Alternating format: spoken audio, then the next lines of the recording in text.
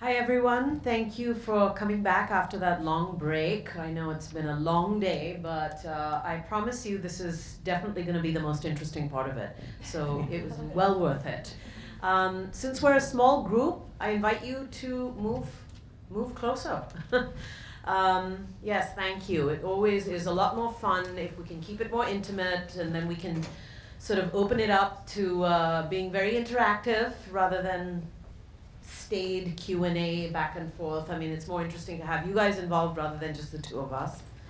All right, great. So I'm Reenita. I'm the Director of Marketing and Communications at SRI International. For those of you who are not aware of what SRI International is, we are a science and deep tech research institute. We're based in Menlo Park, Silicon Valley. We are really a pioneer in the space, and we cover a lot of areas of research, from AI and various computing systems to robotics to biosciences and education. And then what's really interesting is, although we have these different areas of expertise or different divisions, we integrate a lot of our solutions. Our clients being the government, various agencies. Amir is very familiar with that. I think his top client right now, government clients. But we also have big industry clients. So a lot of what he's going to be talking about today actually falls under the realm of one of our commercial clients, which we will talk about. And then what's also interesting is in terms of our commercial applications, we also incubate ventures. So startups, we incubate not just sort of any startup with a great idea. It's not a Y Combinator kind of thing, but specifically startups who are using our proprietary technology to develop their businesses. So that's in a nutshell just a little bit about SRI International. Amir, I'm going to let you introduce yourself because you do a better job at it than I do. So why don't you tell everyone who you are, and then we can go into what you've been working on. Sure thing. I hope you can hear me. My name is Amir Tamrakar, and I'm a senior tech manager, as it says there. But my research area has always been understanding humans. And obviously, since this is a conversational agents topic, it's going to relate to understanding humans as part of a conversation, as a party in the conversation, right? But I do a lot of other work in understanding humans in other contexts as well. And towards the end, I think we're going to go into some of those areas where understanding humans becomes relevant. But also with respect to SRI, I'm actually out of the Princeton branch of SRI, Princeton, New Jersey. And there it's a sub-branch of our AI lab, which has a lot of subdivisions, and I'm out of the computer vision group. So it's Center for Vision Technologies is what we call it, and it's based out of Princeton. And with that, we can start. Absolutely. So understanding humans, this is also a pet peeve of my own. I have been working for many years to understand humans. My husband and my two kids will tell you I'm doing a very poor job at it. So I want to be Amir when I grow up. Clearly the only one in my nuclear family who does understand me and I understand him is my dog, who is not a human, but at least we're getting somewhere. So Amir, I'm going to ask you to switch to your first slide, which to me is the most exciting slide. This is a technology that you have been working on very passionately for the last, I don't know how long. Well, I'll let you explain that. To really understand humans in the form of the driver of a car. I'm loosely, by the way, before I just dive into this, calling this project the Love Bug, as in Herbie, remember? The Herbie movies? To me, that's exactly what it is. Okay, Amir, tell us what's up there. Okay, perfect. So I created a very quick slide to talk about this one. We've been working on this for about the last 4 years, 4 to 5. With Toyota, but we weren't allowed to publicly talk about it until today because they actually revealed this at the Tokyo Motor Show today. So now I can actually talk about it in proper context. And the context is driver monitoring really. For me, it's driver monitoring. For the end user who's Toyota, it's all about love. So you can kind of see the connection. It started out with a concept they call concept I. Sometimes it's written without the A, but initial name was AI because it was using a lot of AI technologies. But also, the Japanese word for love is I. So they were kind of connecting these things together. And why love? Because they wanted, a stronger bond between the car and the driver. Right now, you get in the car, you just do your thing, and it gets you from point A to point B. Maybe you get attached to it a little bit because you have your music in there, etc. But now you're starting to get conversational agents in there that know about you, right? And they can tailor to your preferences. So it's starting to get to know you a little better, but they want to go the next step and really create this emotional bond between the car and the driver. And especially this, it's now called LQ, by the way. The official name is LQ Concept Car. And it is a level 4 self-driving car as well. Although you can see that there's a steering wheel, which means it lets you take over and do the driving. And the technology we've developed for them actually consists of a bunch of cameras inside the cabin. I'll just point out a few ones. There's one over there, one right behind the wheel. There's one over here, and there's a couple other ones hidden on the dash. And so what it does is, it's primarily directed towards the driver, but we've also set it up for monitoring the shotgun passenger, right? And so the car is looking at you at all times and evaluating your state. So emotion being one of those states, and using it to serve its purposes, which is primarily at the high level to manage safety. And that only kind of applies when you're doing the driving. Of course, when it's doing self-driving, then it's doing its own thing. But if you're the driver, and that's also one way this technology can be applied to normal cars, safety. If the human driver is driving, safety is a top concern.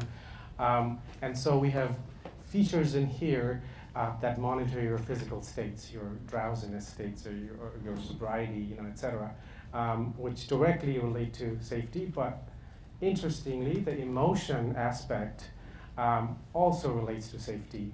And we'll talk about that in a little bit.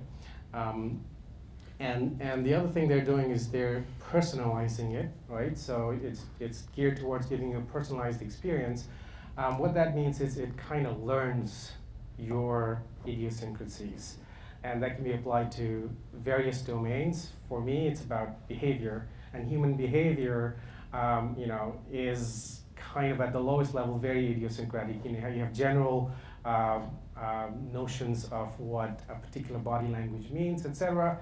But then you get to learn nuances of each individual, and the same exact body language may or may not mean the same thing when you talk about different individuals. So we also want to have this system that learns and caters towards you and your needs and your habits, right? So that's kind of the, there was a talk earlier about body language. Now that was coming from Mark. That was coming more from the side of the agents providing the body language, right? This one is more about understanding the human body language. Maybe he meant both ways. But this is more towards understanding the human body language. And so it kind of learns your own habits and your own preferences as part of the interaction. So I think, Amir, in one of our early conversations when I asked you about this, and we discussed, the Japanese character I, meaning love, Amir, what you said to me was that the idea was that the car should understand you as much as and learn to love you like your mother. So going back to that whole mother, horrible teenager thing, it's an interesting idea. And although we don't know what LQ stands for, I'm just going to give you my theory is that we're going from IQ to EQ to LQ, love quotient. I think. I can't speak for Toyota. They'd probably kill me if they heard me say that. Just guess.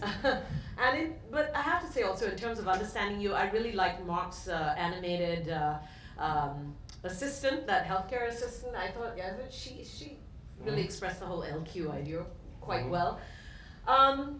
Amir, what I wanted to ask you was, when we talk about emotional states and understanding emotional states, right? There's a lot that goes into this, right? We started off saying that's a difficult thing to do, to understand humans and their emotional states. Mm-hmm. And sometimes we just tend to trivialize, what the driver's emotional state might be.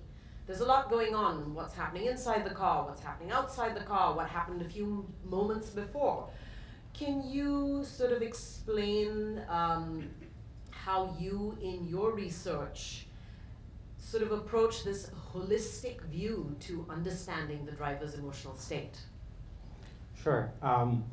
And before I get into that, I would also like to talk about emotional intelligence as a term that's thrown around. Okay, emotional intelligence. Right. Why not start there? Yeah. Well, the reason I bring that up first is because people just say the car has emotional intelligence, and they're kind of, and this is a thing that AI researchers tend to do. They trivialize things. Emotional intelligence is a very loaded phrase. Go to a psychologist, it means something totally different. Well, it's not different, but it's much wider, right? It's about more about you. Managing your emotions, perceiving other people's emotions, acting with the right kind of gravity. It's like empathy, all of that. Managing your own emotions, even, right? That's a big part of what emotional intelligence means. So we are far from it in terms of a machine or an AI being able to do any of that. Even as humans, we have these problems. That's why we go to these seminars where we learn about managing your own emotions and being intelligent about emotions. So we are far from that. So I don't want to use the word emotional intelligence in this context. It's more about currently perceiving emotions, because that is already hard. When we're looking at humans, how they portray emotions, and there's subconscious emotions and actually emotions that are meant to be understood by the other party. If you're having a conversation, typically you color your language to express that emotions. And what we want to understand is that aspect of it, not just the words that they're saying, but the extra stuff that they're saying it. And Mark was talking about that earlier in this context. So now we're understanding the human side. You really want to understand what the human means.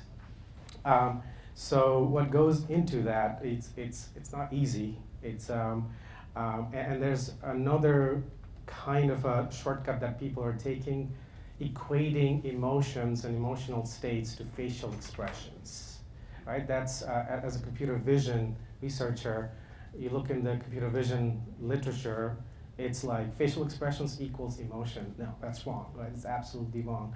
Because there are lots of facets to how we signal emotion, whether consciously or unconsciously, and body language is a more encompassing term that kind of captures that, and it includes facial expression. Sure, is important, right? Because there are some very easy to understand expressions, but it's how you move your head, how you move your eyes. Rolling the eyes is a very meaningful response. How you behave, like your body. Like even if you're doing simple tasks, like in a vehicle, there's not much you can do, right? You're kind of constrained by this environment. There's not much movements you can make, but there's still quite a lot of things that does happen. And the way your body moves, or the way your body's positioned, posture-wise, all of those facets say something about your emotional state and other physical states too. So I want to just put up this quick block diagram of what our system does. It's doing all of this in real time because it's in a car and needs to be in a closed loop with the driver. So it says Kinect sensor here, but it's gone to other types of depth sensors these days that are much smaller. But we're tracking the driver's body, and in this case we can only see the upper body, so we are monitoring just the upper body. We're monitoring their activities.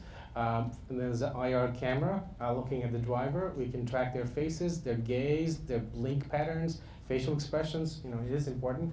And all of these kinds of low-level signals go into various subsystems that analyze, whether it's drowsiness or emotion, from kind of the sort of the facial cue versus the entire full body language cues, and then makes a final decision.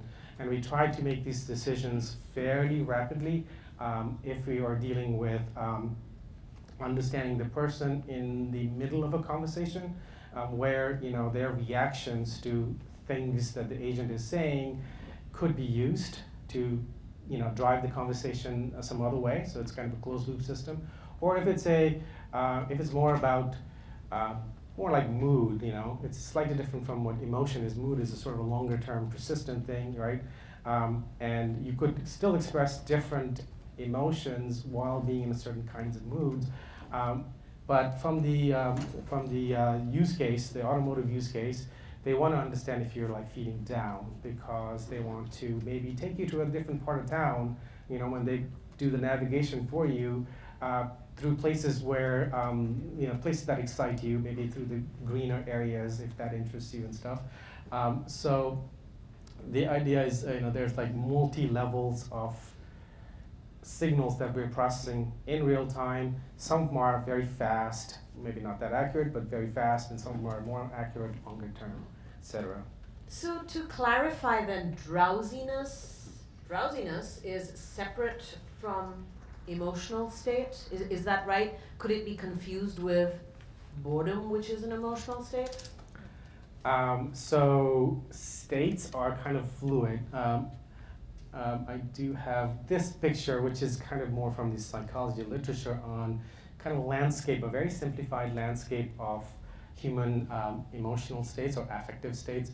Affect is a larger term that talks about emotions and moods. It's a general, larger state, but there's this a simplified two-axis representation of various emotions, where the x-axis here is usually called valence.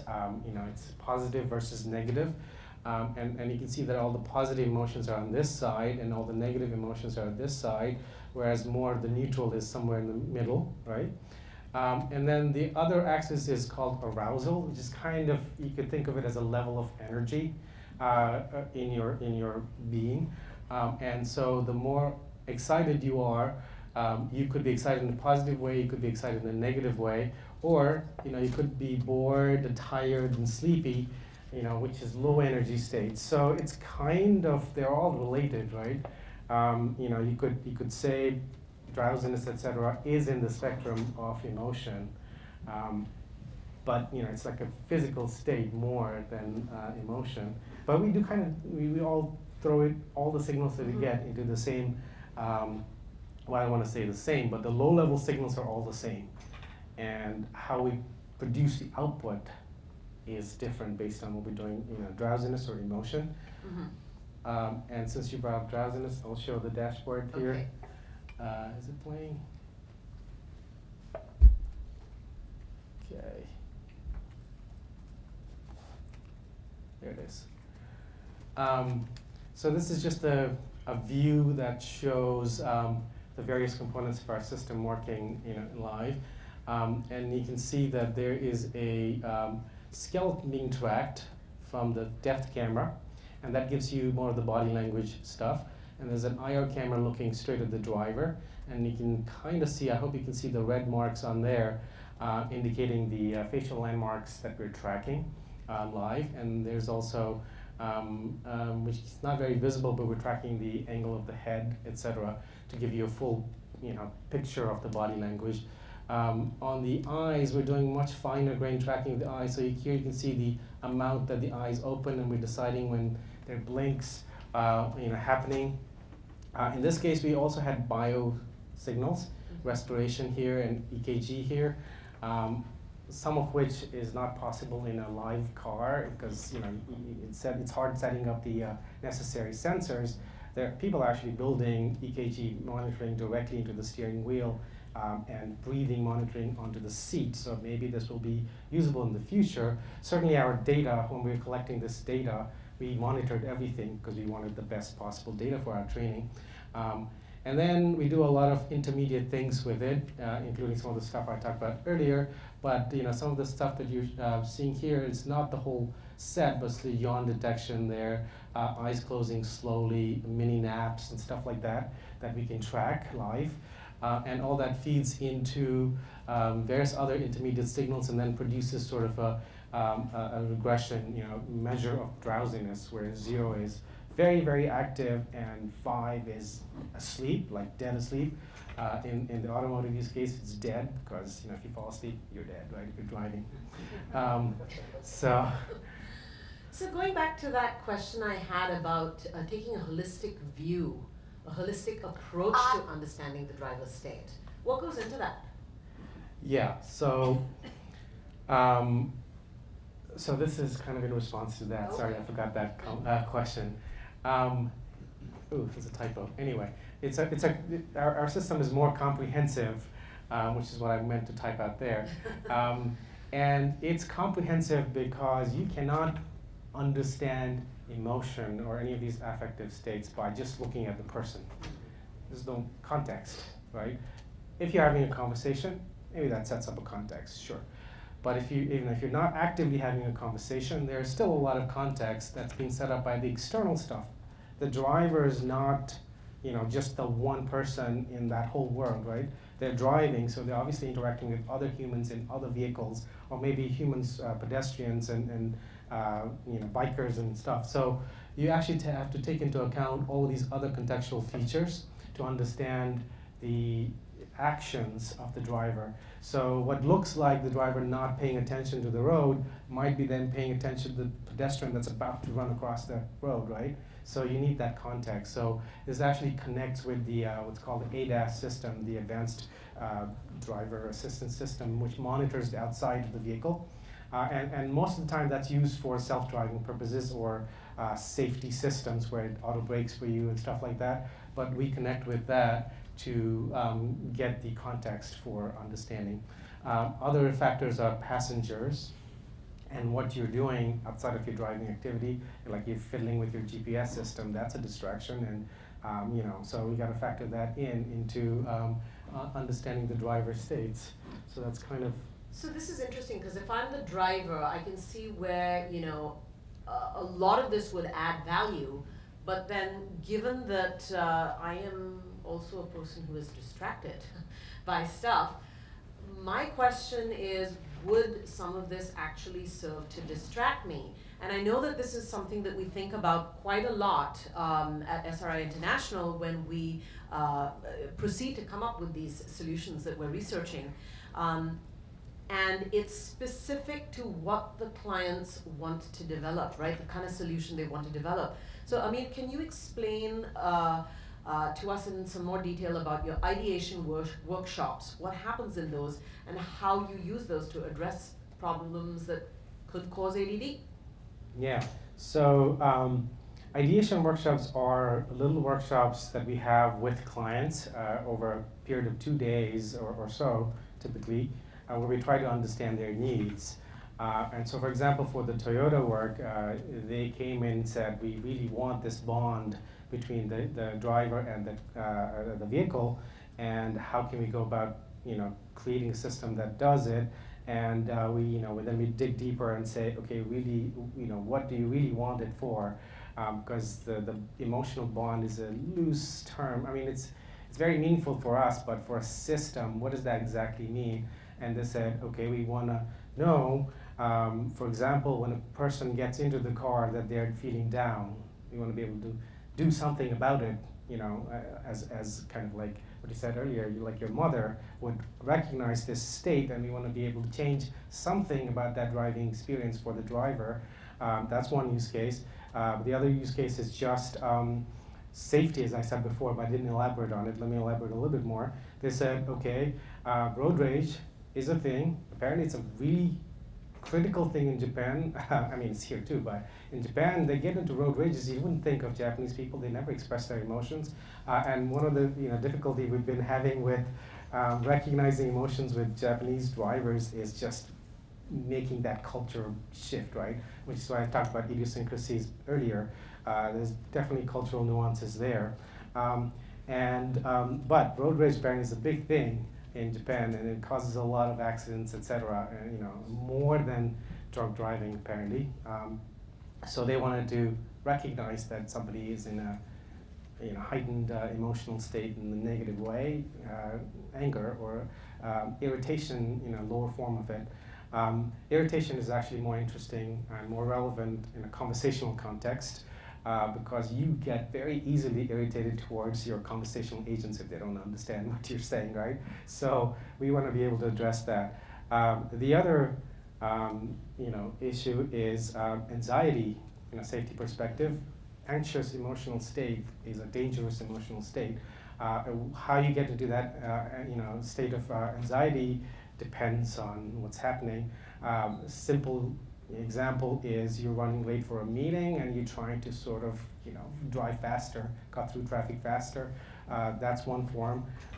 There's another form is you're in a new location, you're not familiar with the area, and you don't know which road to take, whether to stay on the left side to make that exit or the right side, etc. So that creates anxiety for people.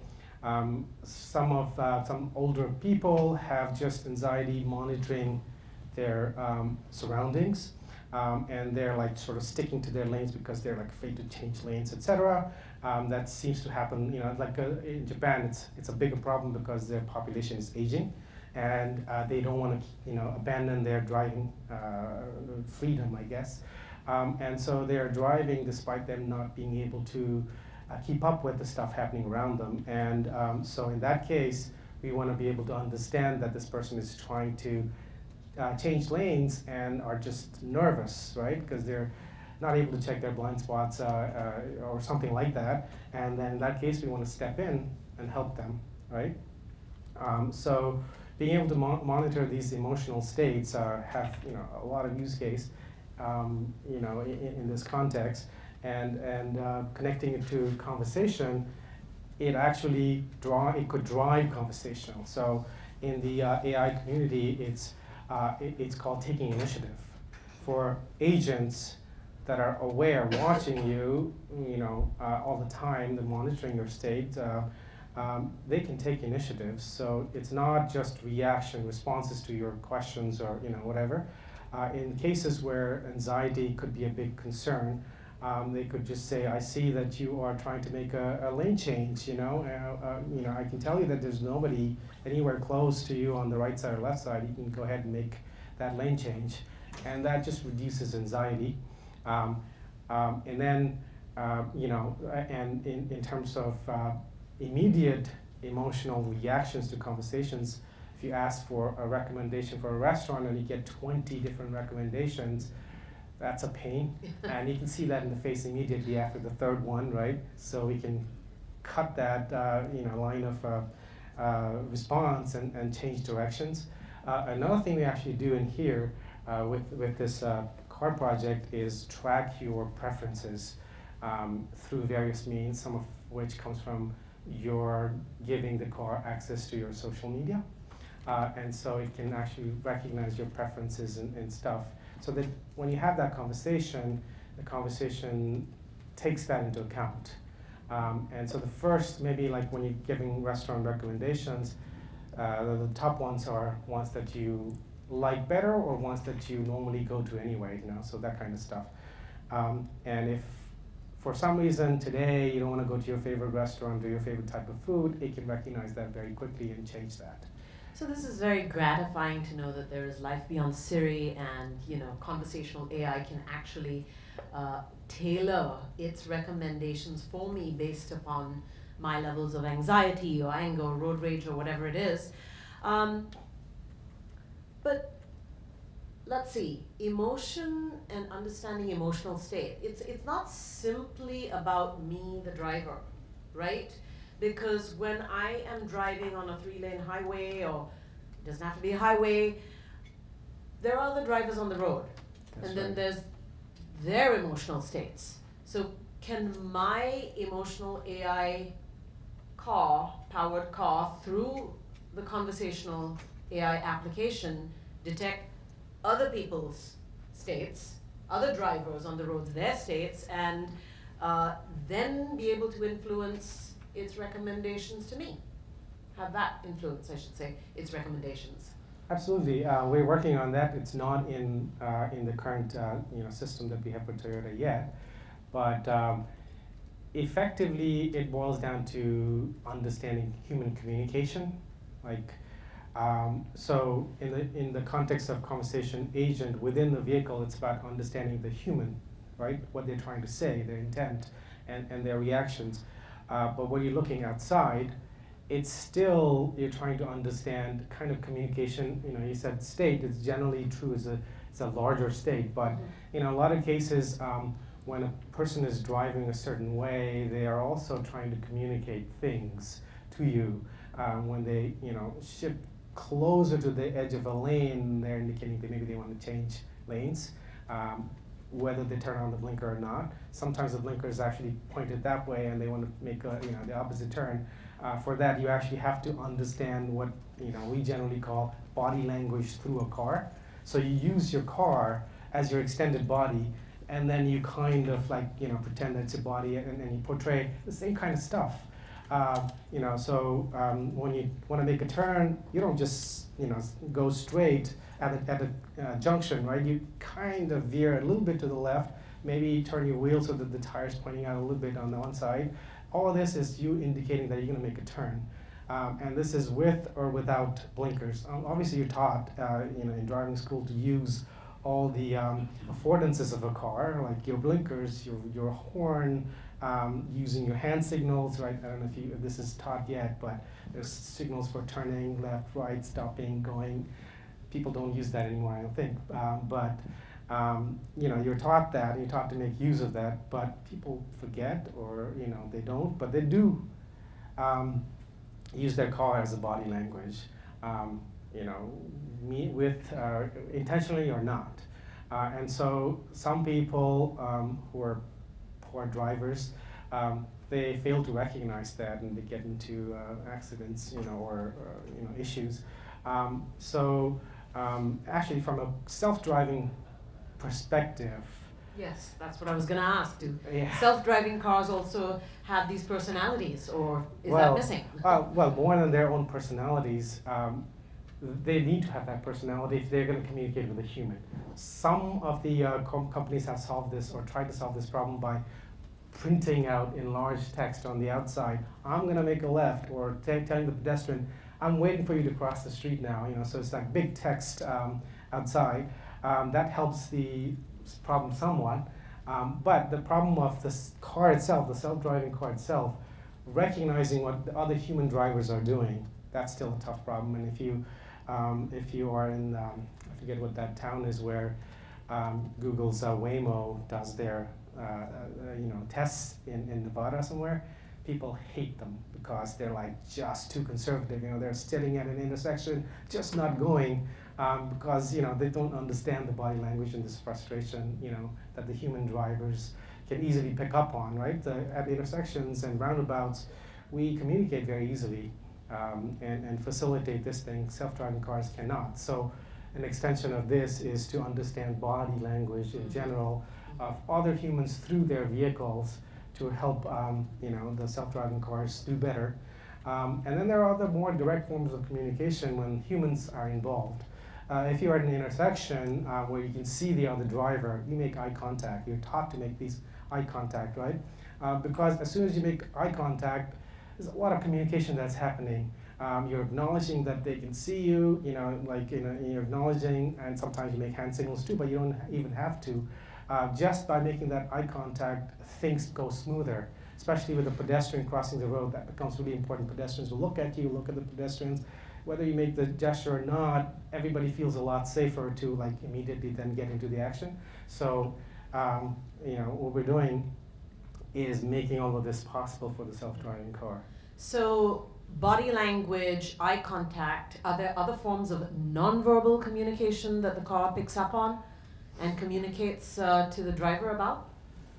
I have a slide queued up for it. Excellent. And this is more in terms of general nonverbal communication. So, whether in the context of the car or outside, this is with respect to human face-to-face communication, right? And I kind of reduced the verbal communication to just a tiny box because I want to highlight all the stuff that happens on the nonverbal side. But there are so many different branches in cognitive psychology that tries to understand nonverbal side of the communication. Kinesics is about understanding movement, and so facial expression and body language in terms of how you move, or gestures that you make, and different colors of gestures are more in that area. Oculesics is about understanding eye movements and what that tries to convey, patterns of fixation, pupil dilation, blink rates, just general movements of the eyes. And then there's the use of time, use of touch, which wouldn't apply in terms of cars because that means you would crash into another car. But people do come close to doing that, right? By tailgating you, they're trying to send you some information. So it's more of a use of space. Proxemics is the field where it studies how we use space to convey certain things. We come face to face, like your noses touching one another. That tries to convey something very meaningful. But even there's something called an L formation, or Y formations when you're talking to multiple people. If you look at person A, but if you're facing towards person A and then talking to person B, kind of sends the signal that you really don't want to be talking to person B. You rather talk to person A. So there's like stuff like that that gets conveyed consciously or unconsciously. And then there's the whole paralinguistic side, which is now getting into the conversational agents more, because right now voice and speech recognition and voice is accessible to people. Video-based, like just face-to-face, video camera-based conversation agents are new still, but the voices are everywhere, so you can understand not what is being said, but how it's been said, right? So it's called paralinguistics. Voice quality, pitch, changing the pitch, changing the rate at which you speak, volume, get louder, means something for sure. Prosody, rhythm and stress and intonation patterns. These are being studied and used within conversational agent contexts already. So all of these things fit into what we would call nonverbal communication. So, Amir, a lot of this detection happens through vision systems, cameras, right? And where you work, actually at the Sarnoff campus of SRI International, really is the pioneer of all things vision in vision tech. But of course, we've had a few different conversations with various folks in the hallway and in general about how sometimes people are concerned about cameras picking up on their emotions and studying them. Can you tell us where that could go, and what we're doing at SRI to ensure it doesn't go there? Well, people are concerned for various reasons. So one concern is privacy, in the sense that they don't want your face and what you're saying to be transmitted across to a central server. So interestingly, in different use cases, whether the voice is considered more private or the face is considered more private changes. When we do applications, when we have applications in meeting rooms, for example, the content of meetings is definitely more private. So they're willing to let you watch them and get information from what they're doing, but that they're not willing to let you listen in on their conversations. And in other cases, people are okay with talking to these agents with voice and don't mind sending the voice over, but they don't want you to send their faces, right? I think it's a changing landscape from that perspective. Like, we're letting Google know everything about us. Alexa, people were worried about, that it was listening to you constantly, but if it's not listening to you constantly, then it's not going to know when you make that prompt of Alexa, blah, blah, blah, right? It's not listening to you, it's just looking for a certain keyword. It's not listening to your conversations until after you prompt it.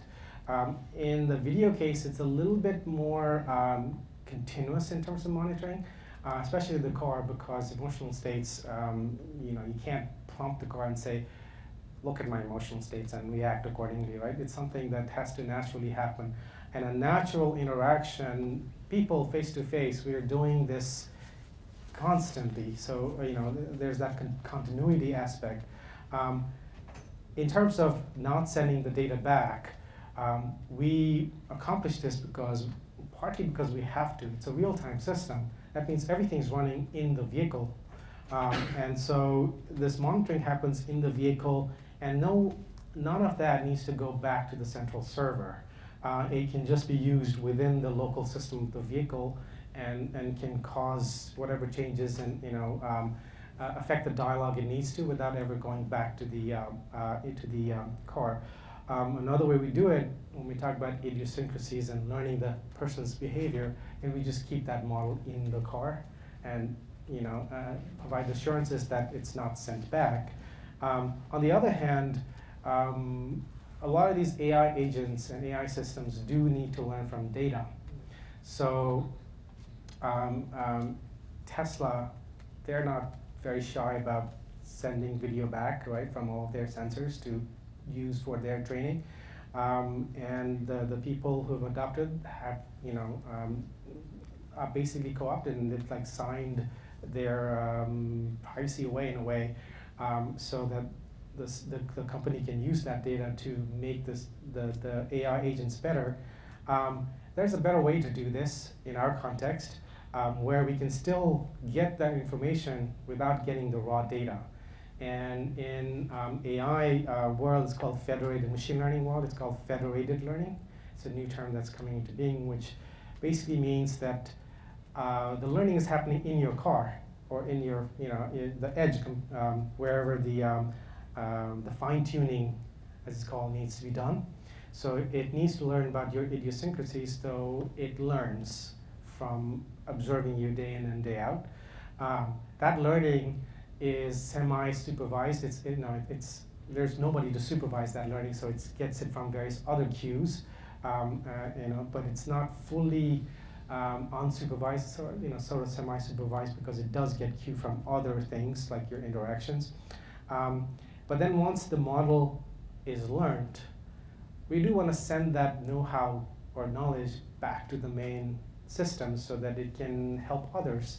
And what we do there is, don't send your personalized information, but send a form of the model that doesn't have your PII, personally identifiable information, but it's just sort of in the model space, in very complex latent space.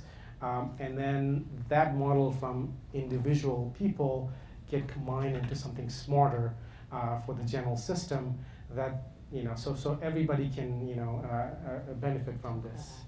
So I know people are gonna have a lot of questions, and I definitely want to give some time to people to ask questions. Before I do, though, you've talked about how you're doing this great work for Toyota, and I know that you're working on another major auto industry client right now as well, whose name cannot be revealed.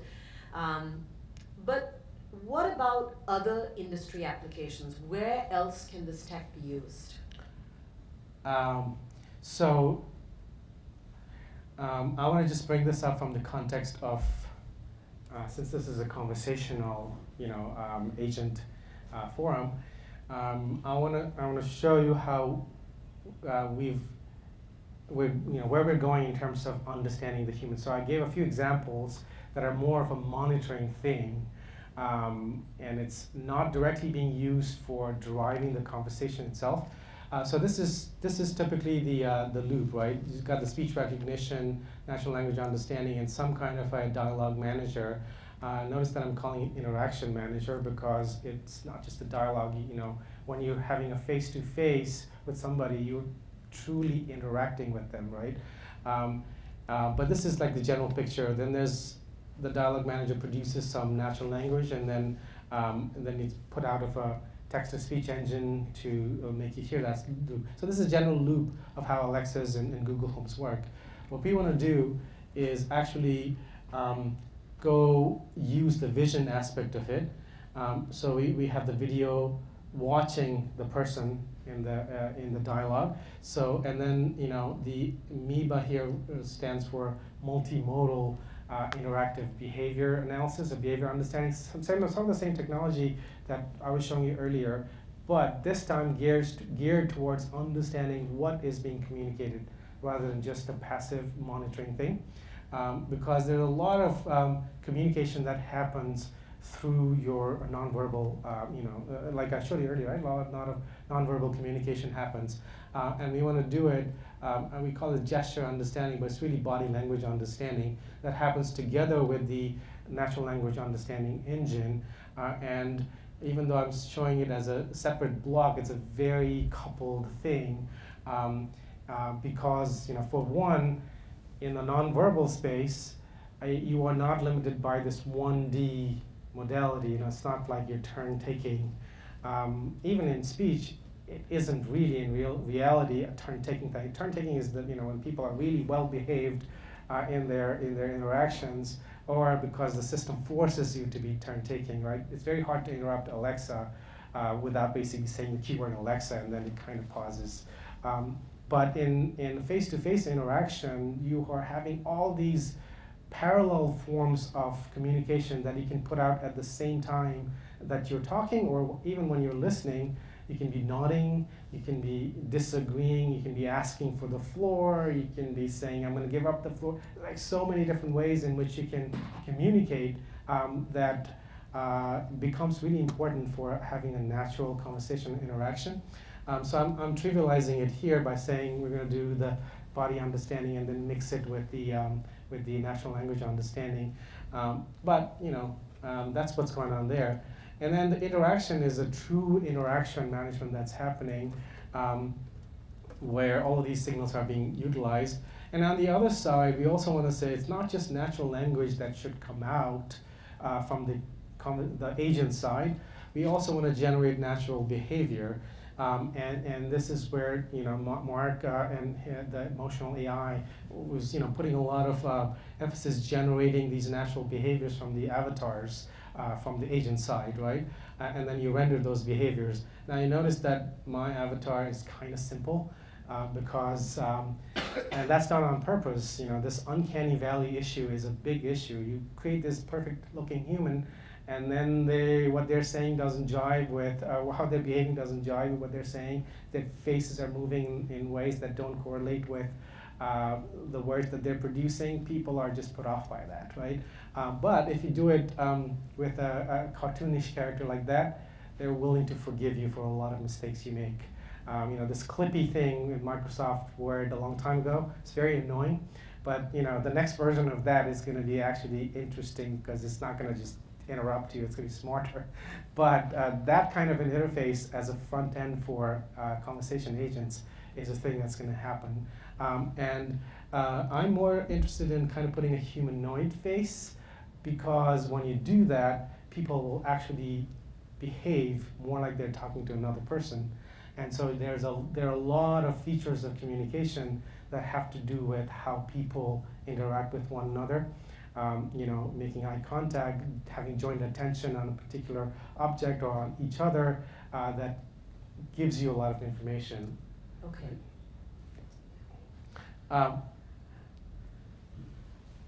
Real quick, so that we can open it up. So I was saying earlier that I do human behavior understanding, in a lot of different domains, and these are some of the examples of where we apply it, and whether it's conversational or not. And I kind of put up this high-level thing that says, yes, we're doing monitoring as a first step, and assessment/monitoring, and then that kind of directly leads to communication and interaction as a secondary step, because without that, and the end goal being facilitating, right? You want to facilitate something for the end user, whether it's a bank interaction, whether it's passing information to the driver so that they can drive safely, or whether it's a team meeting that people are having, and then you kind of acting as the facilitator of that whole meeting. We actually track people in real time, and we are keenly aware of their body languages and the kinds of interactions they're having, and use this information in a closed loop to actually act as a facilitator, for example. Other example is in classrooms, we try to study how kids are collaborating, whether they're collaborating correctly or incorrectly, which could extend to professional development training or online interactions in online meetings, and then actually give them feedback on what they're doing. We also apply it to education settings where there are these online learning platforms. Whether it's a platform that is adaptively teaching you, or whether students are adaptively learning, being able to understand their emotional states at the time that they're interacting with this course material, or when they're taking tests, gives you a lot better understanding of the state of the students' know-how. So these are like some examples of what we're currently doing, but the options are like wide open. And when it comes to training, I'm assuming that it can go beyond the classroom into sort of practical, even factory training sessions. Absolutely. And we're doing a bunch of projects with, interestingly for Japanese clients again, because this issue of the older population and them not being able to transfer their know-how to younger people, because Japanese culture, these trainings happen through apprenticeships typically. So like people really get to learn a trade after spending 20 years with a master, right? And that's becoming harder in that culture. So people are retiring and there's nobody to follow in their footsteps. So what we're doing is, part of what we're doing is monitoring these experts and capturing their know-how, and then using that actually to train novices. So it's a very wide field, and same thing in hospice cares and old age homes and those kinds of old retirement homes. Again, this is more of a Japanese problem these days, but it's everywhere. Training these caregivers on how to perform their actions, because there are some really good caregivers and there are some really bad caregivers, and like it's very hard to train people. And so we're also, it's the same kind of a line of reasoning, right? You learn from the ones that are good, capture that know-how, and use that to train others. So wide range of applications. Thank you, Amir. That was very informative. I'd like to open it up for questions. Yes, we have one right in front here. So a couple of points. One, I'm sure you were aware that one of the things you said really wasn't correct. You said Alexa wouldn't know you were saying Alexa unless it was listening all the time, listening over the network from the servers. In fact, they can build the Alexa with a fairly modest AI component local to your home that could recognize Alexa even with your accents. Sorry about that. So then Oni could transmit after it recognized it. Yep. That is what it does. That is exactly what it does, yes. Well, there have been reports about how it listens to other conversations. Those are incorrect reports. There have been a lot of them. Yeah, a lot of incorrect reports. A lot, okay. I don't have the facts to argue one way or another, but there were a lot. Okay. All you have to do is look at Alexa, excuse me, because I get asked this question a lot as a guy who's a speaker. Think about it this way, if every echo was always listening and transmitting to servers at Amazon, and they had to analyze everything to hear, just to hear Alexa, they go broke. As long as Amazon still making profit, I'm pretty sure that's not happening. Go ahead. The other point was, when I'm in a car, I don't particularly, maybe I wasn't trained right, don't particularly try to make eye contact and express my facially and visually to other drivers. Maybe to a pedestrian, I wave them across.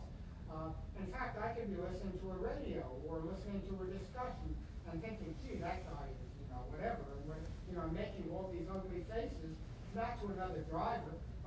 And so I can see the ease with which trying to recognize these indicators could really mislead the vehicle.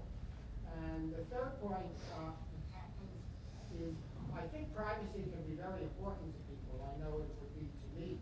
And so I would be tempted to put a piece of tape over the camera and over the microphone. Will Yep. the system still work, or will it simply not operate or do the wrong thing? And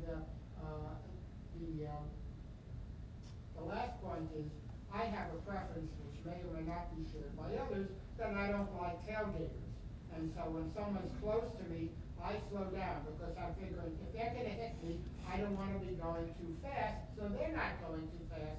When they hit me, if I have to brake suddenly, will your system respond reasonably to that, or decide to, take that into account, how can I tell it, etc.? So that was about 4 or 5 comments. Perhaps you could answer real quick so we can give some others a chance. Yeah. Sure. I'll address the privacy one because since this thing is in your car and monitoring you, you have the option to turn it off. Just like you have the option of turn off the Alexa devices with a physical switch so that it's not listening to you at all. But now turning the whole car off. Yeah, yeah. It's of course, yeah. Because you have to respect people's privacy. If they don't want to be tracked, they will not get the benefit, but they will not be tracked. If you just put a piece of sticky tape over the camera, it's not going to drive it crazy because they will recognize that there is no meaningful data. If you can't see a face, your face, it's not going to do anything, right? So it's not going to go crazy. That's we can guarantee. Interestingly, if it's a conversation happening, we can also get the information from your voice. So that you can get some aspect of that. They should be listening. Right. Yes? Thank you. Sure. So, the net result or net objective of this entire exercise is to not make the car crash even if the person is almost level 5 sleeping on the way. I presume. Level 5 is sleeping is, well, if it's a self-driving car like this one is, it can take over, right? So the question I was trying to get to is, Yeah. that's an extreme case, but most often people probably hover between level 2 and 3 or Yeah. somewhere in there. Yeah. You've been working all day and you try to back off and just avoid it. You're already hit the bed. Yeah. Is part of this whole work also for the car to intervene and make the driver aware that they're sleeping, or is the whole objective like don't intervene with the driver's space, but just take the corrective measures so that they don't get hit? Right. Let me just repeat the question for the people at the back. So the question is, if I understand correctly, if the driver is hovering between level 2, level 3, if the driver's ready to crash and the driver's really sleepy, is part of the objective to intervene and let the driver know, or just let him continue to drive Or take over. or take over? So the answer is all of the above. It's not just one or the other. And in terms of the drowsiness, or there are several solutions. What's included in the car already is a measure to try to wake you up, which includes telling you that you look sleepy, you look tired. Another way conversation comes in is you can actually talk to the driver, and that process may wake them up. But that only applies if they're 2 and below in our scale. When you go to 3 and higher, it means your body is physiologically shutting down. There is nothing you can do, absolutely nothing to wake the person up. It'll just prolong it a little bit, and that's a known biological thing where you get into that state, you will just fall asleep or get into an accident before you actually fully fall asleep. In that case, it will decide to take over, or at least force you to stop. So it's kind of all of the above. Other questions? Yes, at the back.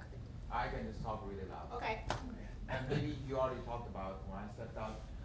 How do you get your labeled data for the training? That's a very good question, important question. So prior to actually get this going out to real consumers, it's not in any consumer vehicle right now. It's in a concept vehicle. All of our data has been captured first in a driving simulator. We have or our client has a very sophisticated driving simulator. So we capture there, and in a driving simulator you can put in other sensors like biosensors, so we can get additional more reliable data for drowsiness and things like that from the biosensing. Also from the car's own monitoring system, like like how your reaction times, how much you interact. So all of these are data that are captured first in a driving simulator because it's safe, right? Safety. How can you give us size of the data set? Like Size of the data set, I would say in the last 4 or 5 years, we've gotten to about 300 different drivers across the, it's not a lot, but in terms of hours, it's about 2,000 to 3,000 hours of data that we use for training. We try to capture the data so that it spans the population. Now, this being a Japanese client, the data is a little bit biased towards the Asian population, Japanese in particular, but they do try to get other, drivers. So we need to increase that for sure. It performs reasonably well across the board because when we put this into a concept car, we don't get to tailor it to any individual. So we have to create this generalized model that works sort of across the board, which means it's also less accurate. But that's kind of the size of the data. And just one quick follow-up, just last one. So when you build the structure of your models, do you build many, like a few really big multi-class classifiers, or you, like for drowsiness, you just build many, like do by by-class models? So our thing is not an end-to-end, and I want to emphasize that fact through, actually I never played this video. Let me also play that video. I would like you to please find me while a I'm talking restaurant about it. close by. So what you can see from all these intermediate I things would is like that we have a something pretty whole cheap. slew of machine Hi, learning could models. you It's not start just a video goes in playlist at for one me, end please? and then some evaluation comes out of the other end. We are totally Okay, against these I'm end-to-end in a systems really good because that mood, really so I requires a lot of think data. that I would like to Sorry, listen I'm going to to. pause this because it's kind of annoying. So the answer is there's a lot of different models, and each one is a machine learning largely built on deep learning approaches that build up this theory of emotion, theory of drowsiness as you go.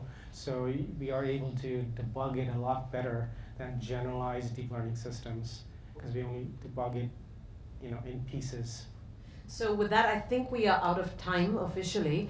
So Amir, thank you very much for that very elaborate explanation of your tech, area of tech that you've been working on.